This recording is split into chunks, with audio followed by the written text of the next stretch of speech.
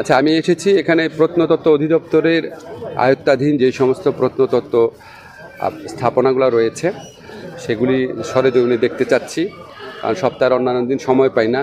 আর শুক্রবার দিন আমি ঠিক করেছি বিভিন্ন প্রত্নতত্ত্ব যে নিদর্শনগুলো রয়েছে সারা বাংলাদেশে ছড়ানো, এবং এটা এত রিচ বাংলাদেশি সব ব্যাপারে, যেমন এখানে ইদ্রাকপুর কেল্লা রয়েছে, নারায়ণগঞ্জে রয়েছে এ ধরনের 2টা কেল্লা। এই কেল্লাগুলোকে আমরা, লালবাগ কেল্লা সহ এই কেল্লাগুলোকে আমরা ওয়ার্ল্ড হেরিটেজ সাইটে অন্তর্ভুক্ত করার জন্য চেষ্টা করছি।